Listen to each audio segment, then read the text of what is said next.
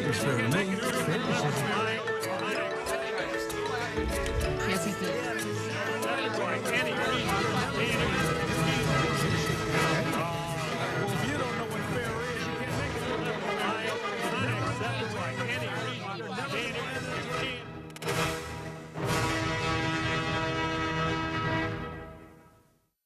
Donnybrook is made possible by the members of the 9 Network.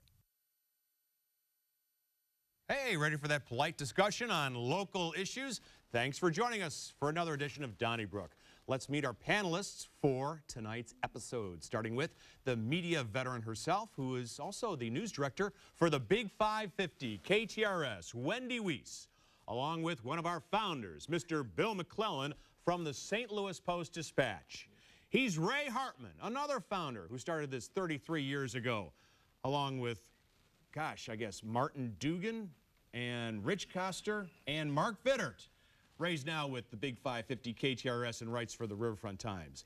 And the man with the longest business card in the business, he works for 590, 97.1, STLmag.com, and the St. Louis American, Alvin Reed.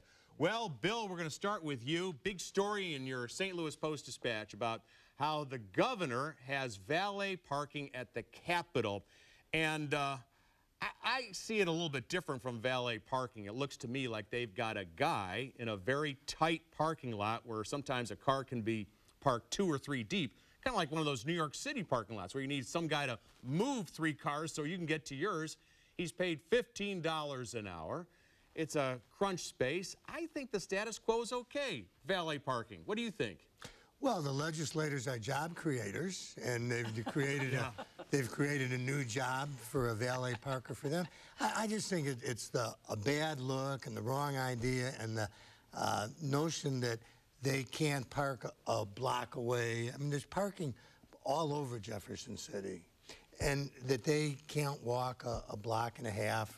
I think it's wrong. I don't think the legislators need or deserve valet parking. I think Governor Parson is pretty clued into the mindset of outstate Missouri. And some of the people who were quoted in the article were, you know, they were 70 plus, and they were talking about what a great job it is to be in the legislature and make $30-some-odd thousand for working from January through May.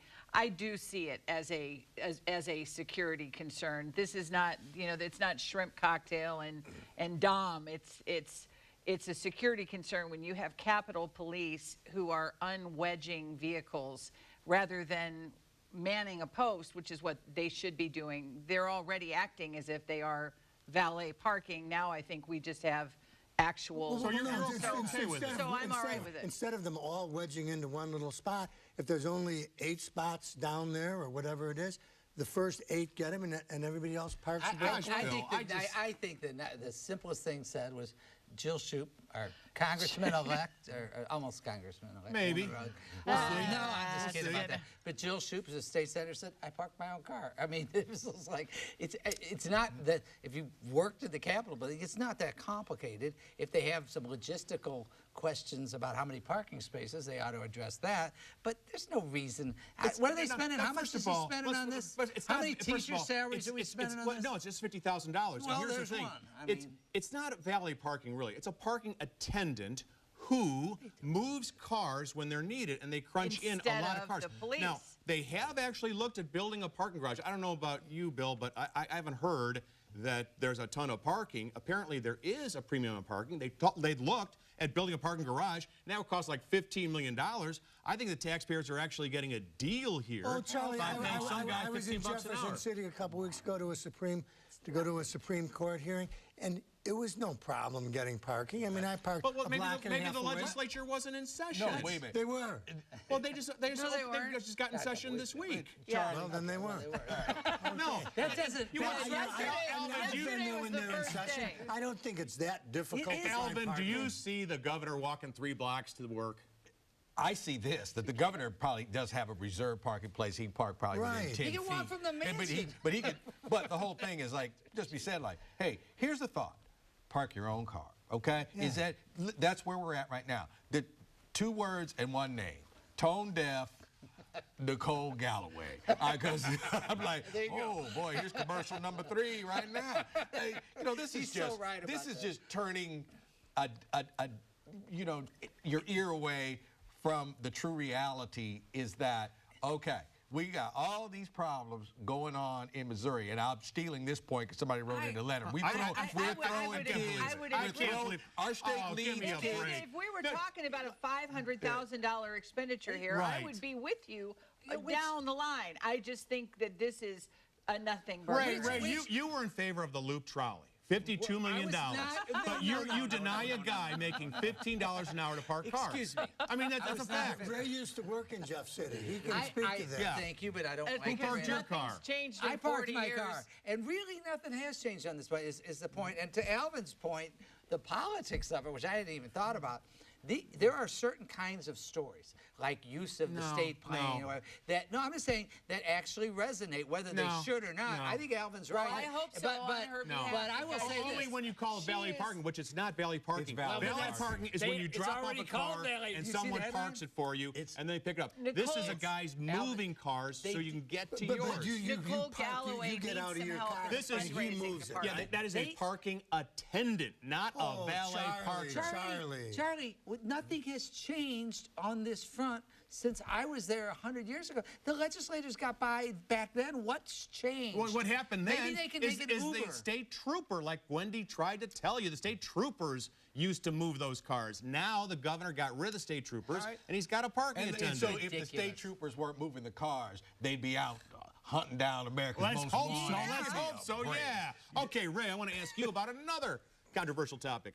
The mayor of the city of St. Louis this week announced that she's in favor of repealing the residency rule requiring police officers to live in the city, but she also wants to extend it to all city employees. That would be those who work for City Hall, as opposed to the county offices like the treasurer or the recorder of deeds.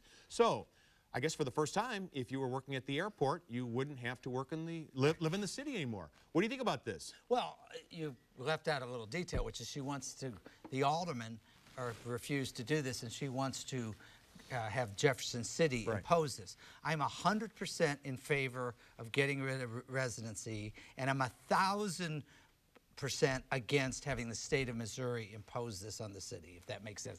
In other words, I do not agree with, and whether this is, they would argue that they didn't go to the state, that Eric Schmidt, the Attorney General, has proposed this.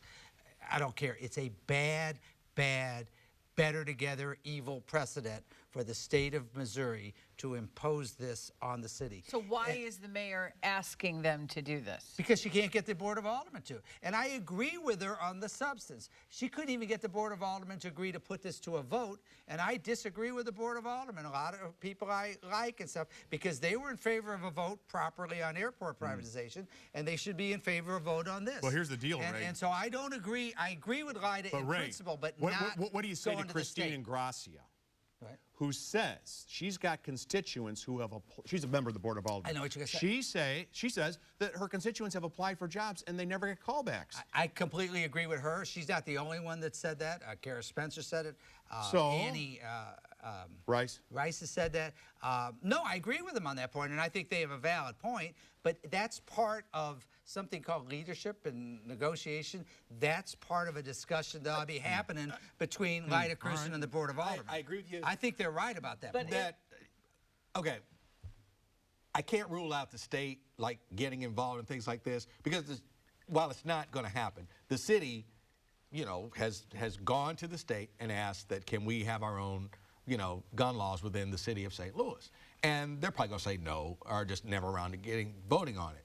However, suppose they said yes. Okay, our legislature said yes, go for it. We give you the seal of approval. I think we would all applaud that. So I can't take everything off of the table as far as the state becoming involved. I agree with you. This smells of better togetherishness. But at the same time, and I said this before, I can't say employees, police officers have to work in any jurisdiction that they serve, because I wouldn't ask the same of the people that work for City of Kirkwood, especially the police officers. Well, and I'm sorry, but in terms of people not getting called back, you know, once they apply for a job, I had the impression from the story that what Mayor Cruzen is saying is they not only can they not fill the 130 police officer positions, they can't fill some of these positions at City Hall. So no wonder people are. Their counter argument to her is that one of the reasons you can't fill them is you're administratively not processing them right. That's all. Or what happens there's no one in the to real world now, them. if you apply for a job and you don't have the credentials, they don't respond to you. They just kick your resume out. So you don't get a response. Well, you know, I think Ray's point is really a good one. That this separate topics. I mean, the idea of letting the state legislators, after their cars get valet parked or attendant parked, make decisions for the city.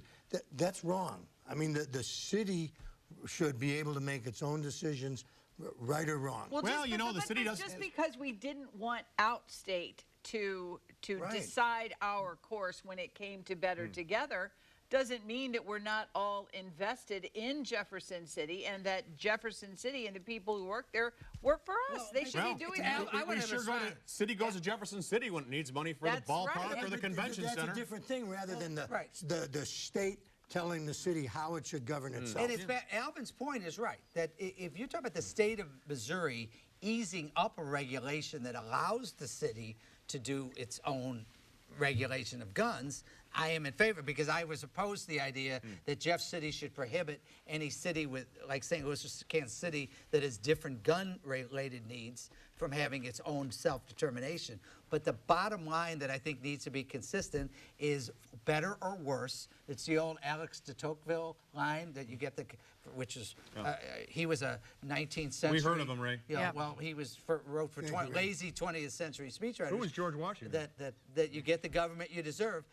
People, the city and the mayor and the alderman, they can't even agree on the freeholders. They've got to start working together. And that's not necessarily the mayor's problem. I didn't say it's all a problem, on her, but it's not her fault. I didn't say it was. Yeah. It's joint. It's shared Wendy, responsibility. Wendy, let me ask you about the city and the county library. They announced this week in a joint press conference that from now on, if you've got a book that's late, they're not going to charge you a fine. The county was raking in $130,000 last year in fines, and the city $70,000, because the city has only been charging a 5-cent fine on an overdue book since 1964. It never changed.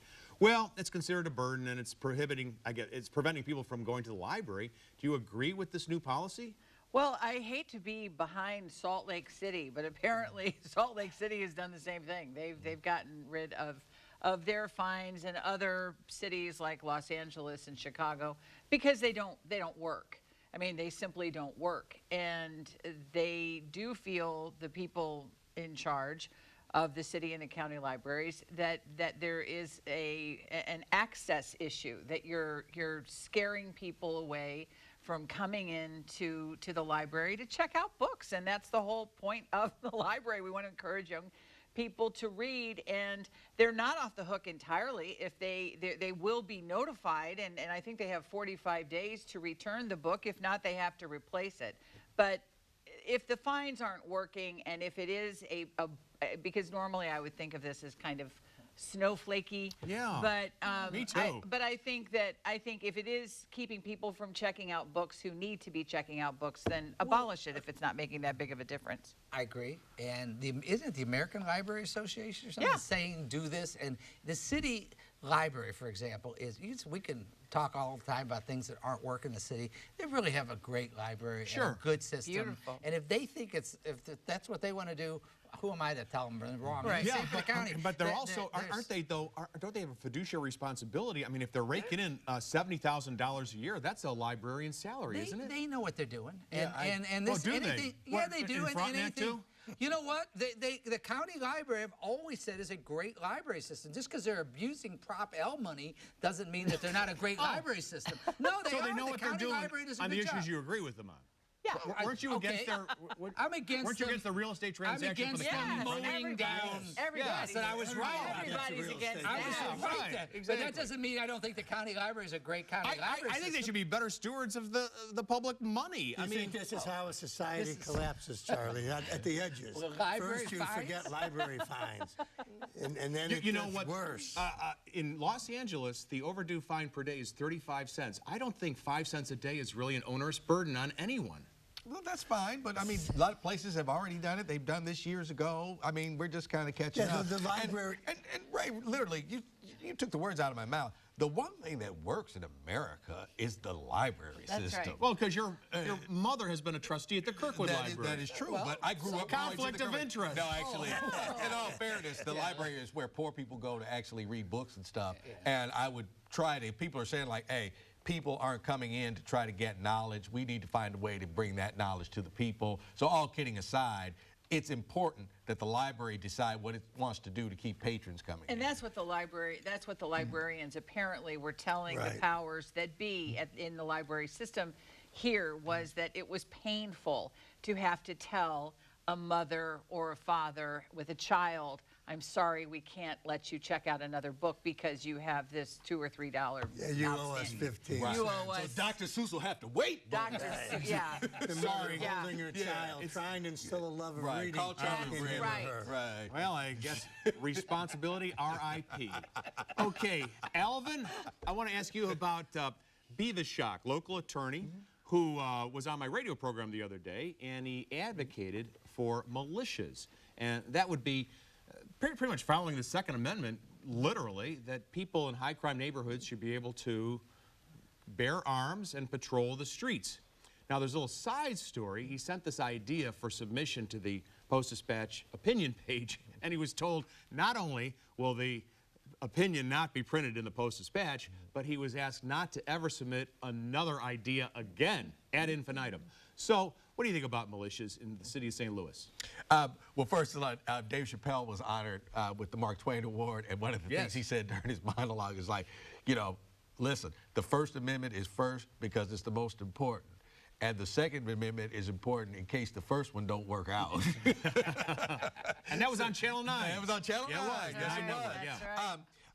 When I was in Washington, D.C., they actually had active guardian angel chapters in part of the district. And they had their red berets and their vests.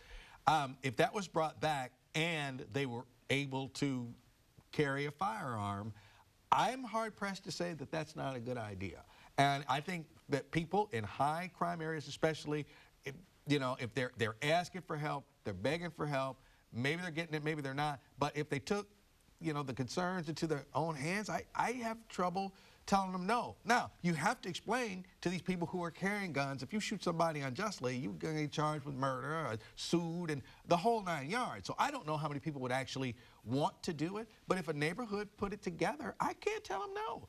And I would try to find some other name other than militia, but that's basically what Alvin, you know, it seems like we had a little bit of that with the peacekeepers or whatever they call them. Promise keepers. No, Promise Keepers were the ones that ran out arena and this space, group, yeah. after Ferguson, where they had weapons and they were on roofs, and you know, you say, who are these guys? Well, they're militia guys. I mean, I don't trust the militia people. We had a militia movement with Colonel Moore, remember him from a few years ago?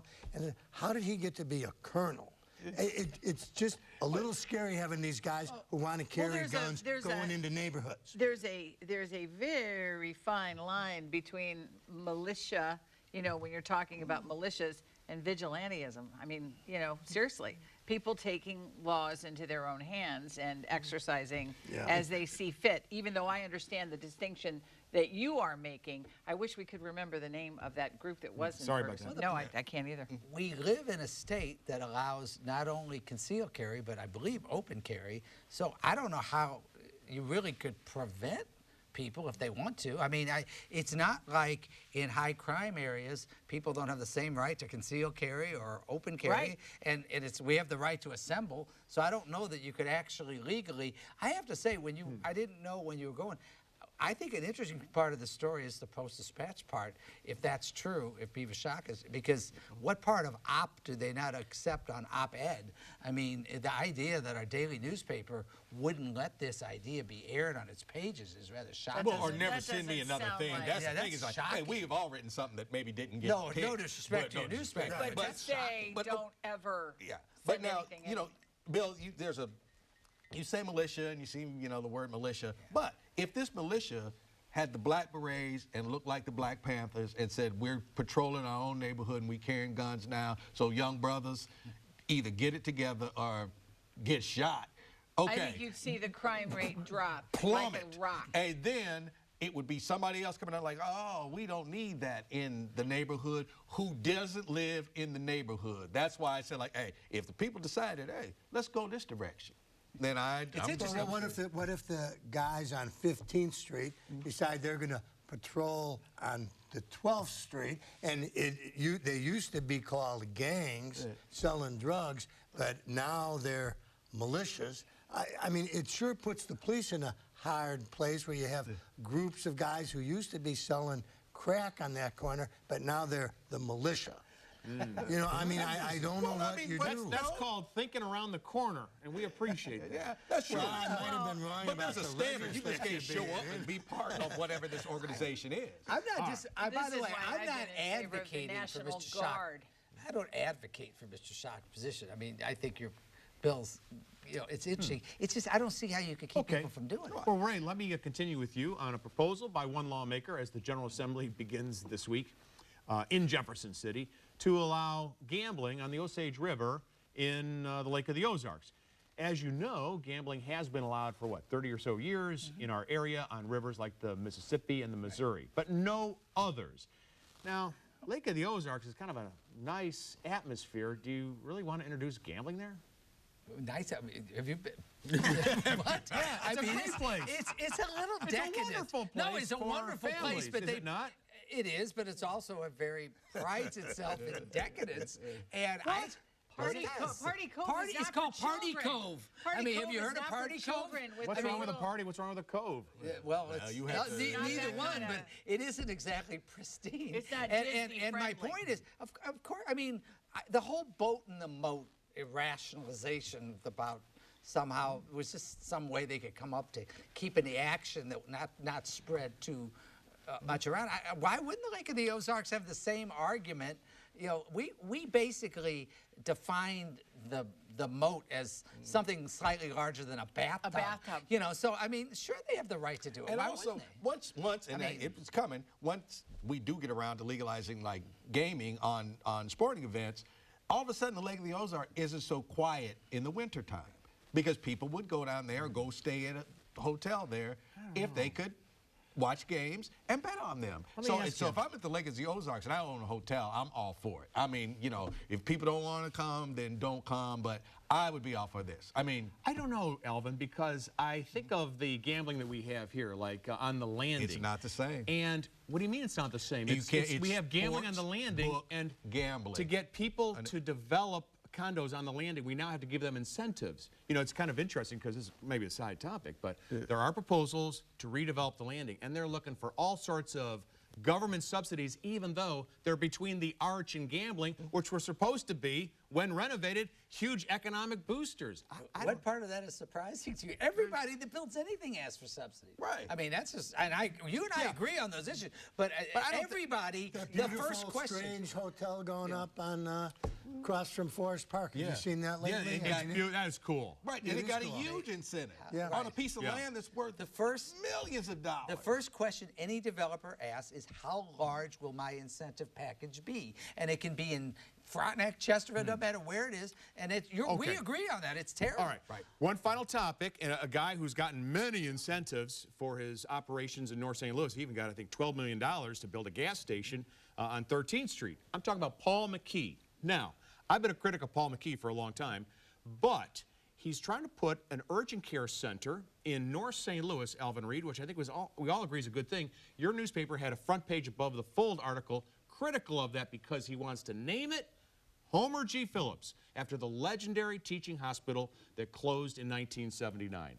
Whose side are you on? Well, it should not be named Homer G. Phillips Hospital. It's too grand a history. It played too important a role in doctors' lives throughout America and the world for Paul McKee to just slap that name up there. Once again, tone deaf, Paul McKee, same version, same thing. I think he's just, as you said, he's misreading the message. You know, he thinks it's a positive message when in fact it is perceived to be something of a slight. If he puts up a teaching hospital and like a hospital and then he wants to talk about the name Homer G. Phillips, then I think the community would be open to it. Elizabeth Rosenthal, she's a doctor and a journalist for the New York Times, and she's written a book on modern-day healthcare, and she says that what hospitals do, even though they have no religious affiliation, they use names like Christian and whatever on their hospitals now to make them appear, you know, and maybe that's what he's doing. He's just saying, hey, I want to appeal to the neighborhood. Homer G. Phillips is so iconic. It's sacred. And yeah, it's sacred is the right word. It is, Charlie. The doctors who were trained there, and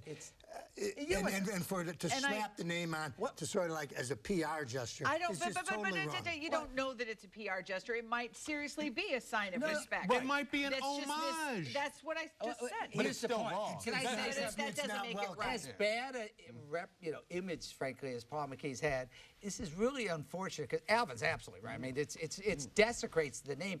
But the fact is, he should actually be getting credit right now for doing the facility. And Alvin's right. I mean, it's a terror. It's a desecration of the name. But he ought to. He's blowing his maybe a chance topic to get, for your turn, Founder. You might be talking about this in a matter of minutes. But first, we want to find out what people had to say about last week's show. With the building explosion in the Columbia and Waterloo area of Monroe County, it's difficult to believe that there's a population decline. As Alvin so wisely stated, for all those leaving Illinois, don't let the door hit you on the way out. That from Greg Howell, Mr. Howell of Illinois. Dan Duncan wrote, those of us who work in the substance abuse field have advocated for decriminalization of marijuana, but not legalization for good reason. We see the harms from this supposedly harmless drug. Mr. Duncan lives in St. Louis County. You can write us care of KETC, 3655 Olive Street, St. Louis, Missouri, 63108. Don't forget those emails, letters@ketc.org, and those hashtag tweets, hashtag Donnybrook STL. You can listen to us on Apple, Spotify, Google Play, and TuneIn, and start tweeting right now because the founders will be reading them. Bill McClellan and Ray Hartman taking your phone calls as well on your turn. Coming up next, thanks for joining us. Have a great evening, but don't go away. Donnybrook is made possible by the members of the 9 Network.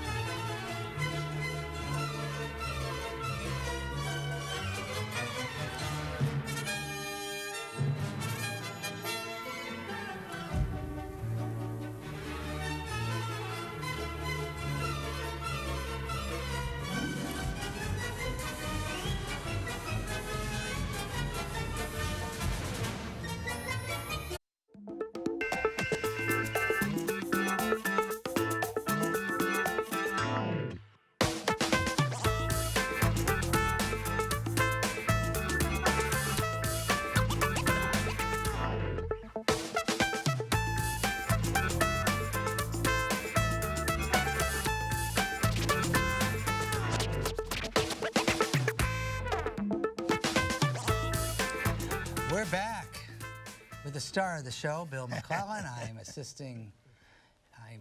the pool boy assisting with the calls tonight. Before we start, you know, we don't cover every topic sometimes because we don't have a disagreement. I want to give a shout out. It wasn't an argument that we would have had. Maryland Heights, the TIF Commission voted down that bad idea of doing a big development where originally Stan Kroenke wanted to do it in the floodplain. And we never have news like that. We didn't really have any argument, but I want to give a shout out to David Stokes and Ralph Fremmer and frankly, Sam Page and the County Council. They voted down the TIF development in Maryland Heights. An old colleague of mine, Paul Hampel, was on the commission or whoever voted. And I don't know. I just, like I say, maybe some people out there have a different point of view if you're from Maryland Heights, and feel free to call in. But I wanted to say that, and we appreciate it. We're going to do something different tonight. We're going to start out with some tweets. The first one is from D. Zappato. Ferguson was patrolled by the Oathkeepers during the unrest. Thank you for the fact-checking. Who's next? All right, Joni of 820-35791 says, how about militias carrying tasers to protect their neighborhoods rather than guns? Once dead, you're dead. That's interesting. Okay, although if they're going to be up against people with guns, I'm not sure they'd want to use tasers. They might be a little odd-armed. DanielPate.com. People say we need to think regionally. Removing the residency requirement is part of thinking that way. Agree? And we want to thank you, and we want to urge you to send all your tweets to #Donnybrook, STL. Who's first, Bill? Okay, let's go to Diane from Pagedale. Hi, how are you this evening? Good. Happy New Year. Same to you. I just want to say one thing. I was in Ferguson for the riot. As a matter of fact, I was with NACP, a group of women. We just came back from Jefferson City, and we was trying to go in this parking lot, and these white men with bandanas on their face, on their heads, and they had guns, and they approached us, and they said, "We're here to protect you. Who are you white people?" They scared the hell out of us. And I got out of the car because they wouldn't leave us alone. And I think they were that militia stuff. Right. And these men kept surrounding the car, but I was able to squeeze out because I was tiny. And one had kind of got on my car. I tried to run a sucker over because I want to know, what were you doing here? Right. They had us like, they scared us. Right. So I don't know what they were doing in Ferguson at that time, and I didn't feel it was for the good of black people or anybody else that was there, because they sure scared us. That's all I have to say. That's Well, a Diane, thank you. And that was my point. I can remember those guys being on rooftops and just feeling they were above the law, these oath keepers, as the tweeter said. It's just a dangerous precedent. You know, we've got them on the Mexican border now thinking that they're going to take charge and they're armed, and boy, it's scary to me. So I agree with you completely, Diane. And I probably look like I was on the wrong side. I agree with you. Alvin made a great point, though, that he was talking more about some of the crime in the Hayden Triangle, whatever you want to call it, and how it might be helpful. My point was that with the absence of gun laws and this kind of gun control, there's really nothing police can do. I mean, people right now, I think it's terrible, but people right now can walk down the street with a assault rifle strapped to their shoulder, and my point is, unless we get a hold of gun laws, there's nothing you can do to keep it. Well, encouraging militias is just no, I think you're. bad way to do it. I think Bad way to do it. I think you're on the right side of that. Let's go to Jay from Normandy. Yep. Hey, Jay. Well, I agree with all of you. You took my call away, really. But first of all, the only real militia for 150 years was the National Guard. So I want to get that in there. Good. It's unfortunate that we've gotten away from that concept. But having more people with guns in any kind of fashion just puts police officers and residents in more harm. It'd be confusing, I think, for a police officer to be in that circumstance. It'd be a terrible idea. I agree. And we ought to have local control. And this legislature that professes to want states' rights and all that stuff, but they'll never give local control. We should have, the mayor was right a while back, we should have local control to at least make it a fine or something that you can't be running around St. Louis with an open carry, and if you don't have a permit, you should be fined or something. We should have local control. Good for you, Jay. And no militia. I agree. Well, and more to the point also is no military-style weaponry in any civilian. For sure. But you make a great point about the hypocrisy of a state government that's about states' rights but doesn't respect local cities' rights. And great call. Thank you very much, Let's Jay. go to Ken from DeSoto. Hi, Ken. Hey, how you guys doing tonight? Great. I've got a statement about Pinnacle Entertainment, owners of Luminaire Place. I had the misfortune, I'll call it, of working on that job for a while. And when I found out that what they did was build kind of a bathtub, as somebody said, I didn't understand why it wasn't on the river. And, the casino basically is in a bathtub. Right. What do you guys think? Was this just a money thing? Pinnacle bought it? Sure. I mean, we were kind of sold a bill of goods about these cute little gambling boats cruising up and down the rivers, and mainly for tourists. And then, it was whoever can be close to a river or boats in a moat and everything. And that Lumiere place, I don't know what you look like, Ken, but I remember when they were advertising, they wanted the Lumiere look. Because I had a couple of friends who applied and didn't have that Lumiere look, which I guess is young and vibrant and, you know, very un-casino-ish, really, if you hang around casinos. Not that I do. Right. But well, as far as along those same lines, as far as having a casino on Lake of the Ozarks, well, my gosh, that's one big bathtub. Yeah, yes, right. Yeah, and like Ray was saying on the show, if you have casinos over here, why not have them over there? Yeah, and a lot of this was just to figure out a way. Well, first of all, the tourism part would have been legitimate. And when it was first discussed, if the only states that had casinos were New Jersey with Atlantic City and Nevada with Las Vegas and us, then it would have been good for tourism. But now that just about every state has them, it kind of cancels out that benefit. You know, I mean, they're just a business, and I think the boat in the moat was sort of a, like you say, a little bit of a gimmick, but also a way to control the number, which is really just going to control the action. So, but thanks for calling, Ken. We appreciate it. Thank you. Chris in St. Louis. Hi, Chris. Yeah, good evening, guys. Listen, well, first off, Bill, you're looking sharp. I love your tie. Secondly, I was calling about the residential problem. Thank you. Yeah. The coppers ain't doing nothing to really help us besides 200 murders that they only solved, 30% of them. They got 14 kids killed last year. Now it's a new year. They forgot all about it. But that Gory guy, he got killed because he got on the Ferraris and they ran off in that guy's Rolls Royce. They catch that guy before the sun came up. I don't understand it. Why should we be worried about the police? They're not worried about us or our kids, that's for sure. They're showing us that. They're complicit. Well, the Gory thing seemed to be a little easier to solve. I mean, not taking anything away from the investigators over there, but sometimes the murders in St. Louis, and with people not willing to talk and the motives being cloudy, I mean, it's hard to be solving these cases, I think.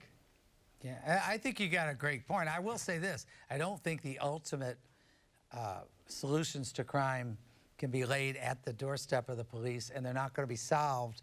However knee-jerk liberal that sounds, we're going to have to eventually do something on the prevention side, whether it's more rec centers, whatever it is, better education, etc. We've got to do something on the causal side rather than looking at as just the answer being police. But I do think that the city needs to hire its full contingent of police officers. Sure. But thanks for, I sure understand your call, Chris. Thank you. Yeah, thank you. Thank you for that, Chris. And Anthony from Barnhart, what's on your mind? Hello, Bill. Hi, Anthony. Hi, Greg. How you doing? Last time I called, 2019, the phones were messed up, and I was Anthony from Wildwood. But this year, in 2020, I'm Anthony from Barnhart. Are you sure you didn't move from Wildwood Are you to Barnhart? sure you just didn't move? All right, he's sure.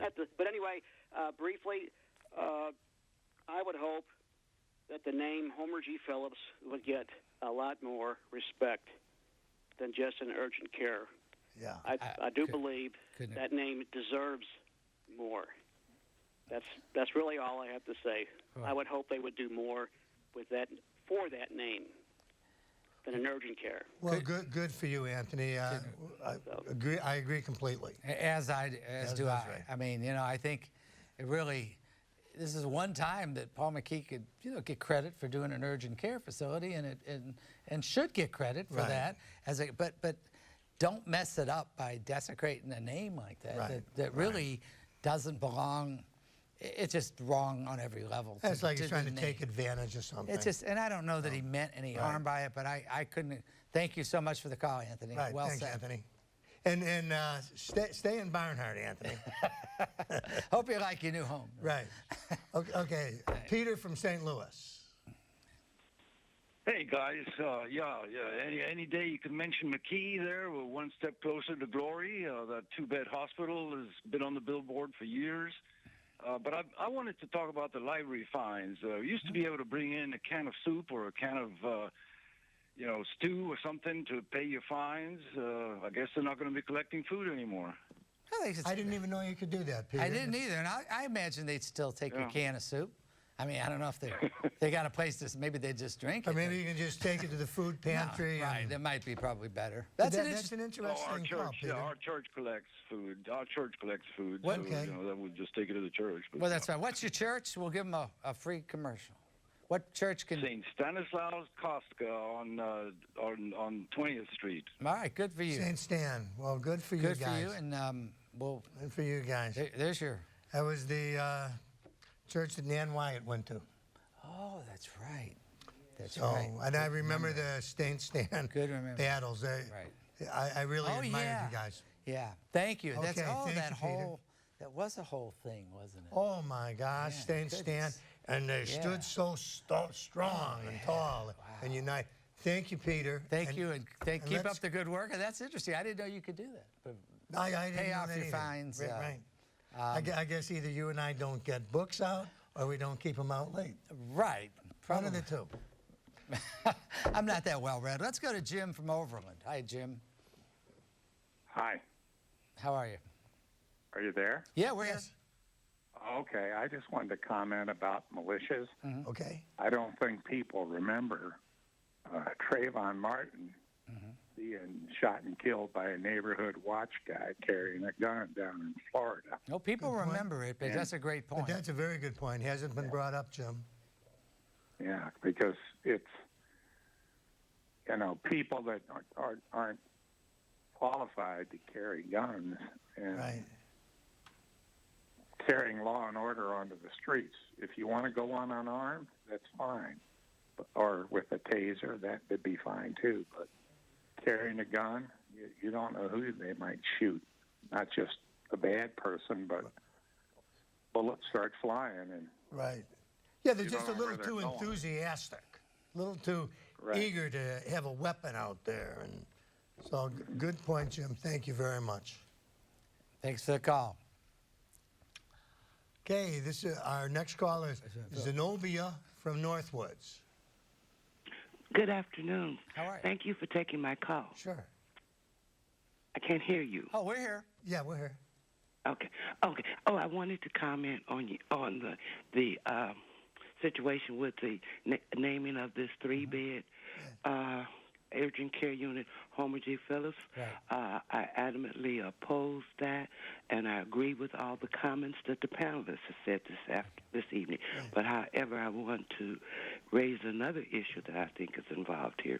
How dare Mr. McKee, not consult the African American community regarding naming this institution Homer G. Phillips. And then number two, when it is explained to him the sacredness of the name Homer G. Phillips and what it meant, he completely sort of ignored it. To me, that's a racist attitude.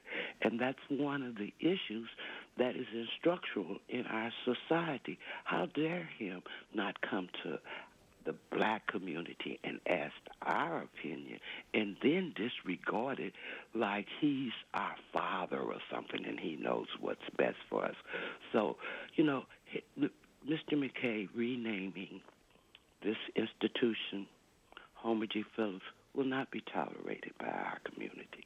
And I thank you for listening to my comment. Zenobia, the only defense I can make for Mr. McKee is that maybe he didn't realize how important and iconic this is. I knew it was, but I didn't know the depth of feeling people had until recently when a friend of mine who's writing a foreword for a book on Homer G. Phillips asked me to look at the foreword. And I did, and I mean, I had not grasped how important this was to the community and the strong history this had. And, so maybe Mr. McKee didn't realize any of that either. I mean, I don't know, but it was the wrong thing to do, and I'm sure it'll be stopped now. So thank you for your call, Zenobia. Ron from Soulard. Yes, thank you very much for taking my call. Sure. First thing is 600 people are dead in 4 years in the city of St. Louis. We need to have not just worrying about hiring more policemen. We need to get every policeman, all of the sergeants, lieutenants, the captains, the whoever's sweeping up the place, everybody in the streets to do the job. Nobody ever said that they're going to have a certain amount of policemen in the city of St. Louis to get the job done. Do your job. Come out of those stations. They have 3 policemen, 1 captain for every 3 policemen. They have more majors and lieutenants and lieutenant colonels. I think they all should be in the street. But one thing I do think, we ought to get rid of this mayor. 600 people, and she's playing games with the government and the governor and everybody else and not doing her job. Okay. Thank you. Well, thank you. Okay. I will say this. First of all, I was actually talking to Jacob Long, who's the mayor's spokesperson today, and he made the point that the 2 big things, and I happen to agree with them on this point, the 2 big problems in hiring and filling those 130 jobs are first, residency, and second, pay, and that both need to be addressed. And I don't think this specific, I mean, I think the mayor has got to have the leadership skill to work with the aldermen and vice versa to address these issues. And but as far as to the gentleman's point, one of the things that Jacob said from being at neighborhood meetings is the one thing consistently said by residents of the city, all parts of the city, is that they want to see a bigger police presence. They're not seeing the level of police presence that they you know, just that. And I think it's a great point the caller makes. Sure. Sure. I mean, it's a crisis situation, and the caller's correct on that. Right. Hey, let's go to Bob from St. Louis. Hey guys, hi, enjoy your show. I just wanted to respond to the issue of the militias and street crime in general. 2 points. Number one is if the thugs on the street knew that they were being videotaped and were guaranteed to be videotaped, that might help us, and I am in favor of more videotape and more video surveillance of our streets. Second issue is the legal system requires witnesses to testify to convict a criminal. And so often in the Post I read that witnesses are afraid to come forward or no one will testify for fear of retribution by the thugs, by the criminals. So if you're going to do a militia or if you're going to do some sort of paramilitary or para-police force, protect the witnesses so that the witnesses don't have as much terror of testifying in court. That might help as well. Thank you. Hi, thanks for the call. I mean, certainly militia are not the answer. Vigilantes are not the answer to the crime problem. And I mean, I think that goes without saying. I continue to make the point.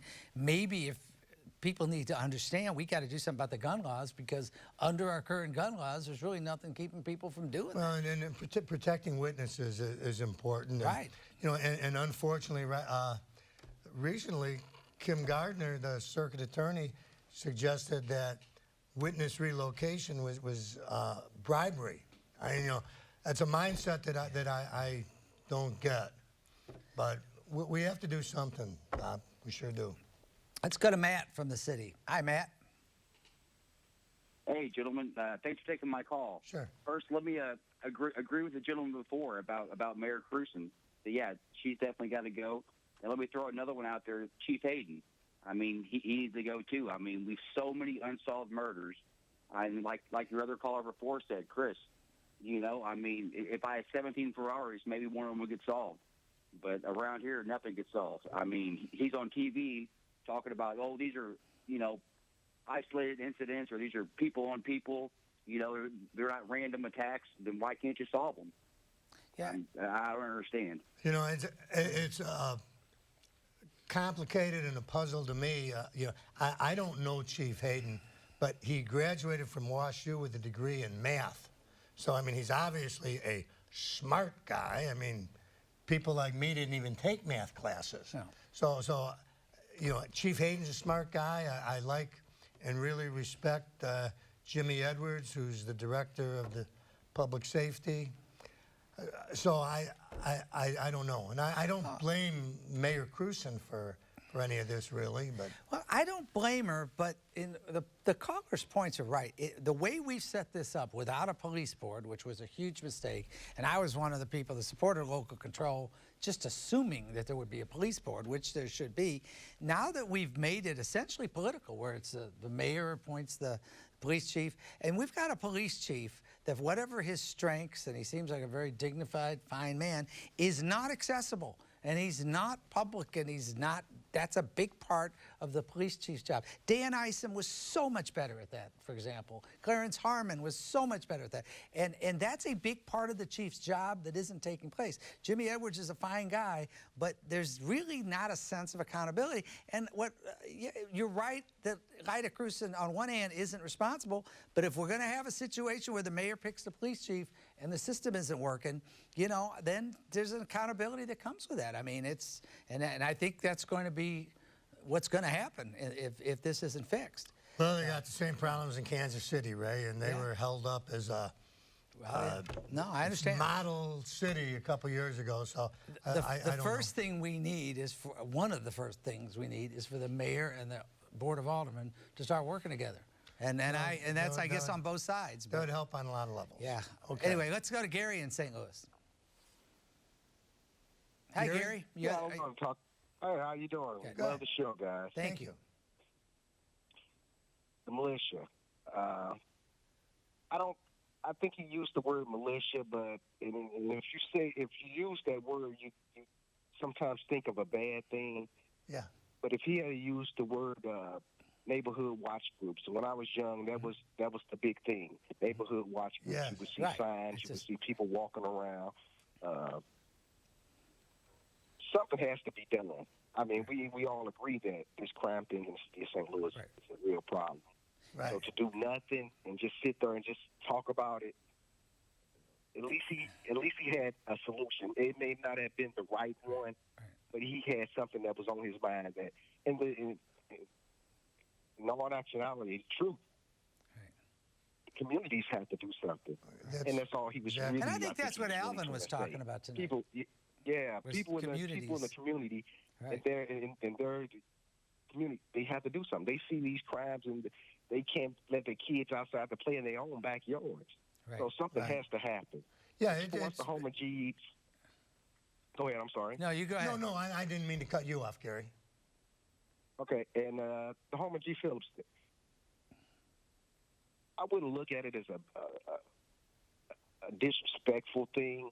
Maybe he didn't know, but if we just sat back and thought about what would Homer G. Phillips himself think about it, it's a medical facility that's going to help people in an area that doesn't have an urgent care or a hospital. So he instead wanted to honor him by naming his medical facility after him, which I don't think is really a bad thing. Okay. Think about it. I mean, I really don't.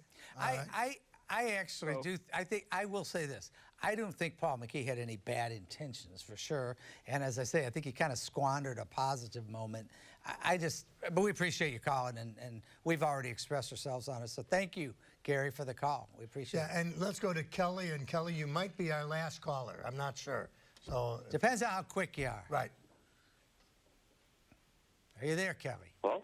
Yeah. Hello. Yeah, I'm right here. Listen, as far as the militias go, I think, they got to watch their neighborhoods, right? I'm from Dogtown, and what happened during, I guess the late 60s, it was called the Bat Mothers. And they got together, and they ran the crooks off. So, yeah, Okay. Well, yeah, it's a big difference between the community getting together and having an armed militia. But yeah, and it's the fundamental principle is that communities, we've got to have leadership within the communities, but we also have to have resources provided to those communities that really aren't being given. And we're not focused enough on solving the core problems. And the police working with them. And I think, but I'll stick to my guns about gun control. We talk about it some other time. Listen, All right. thank you so very much. See you in a week. We'll see you next week. Thank you.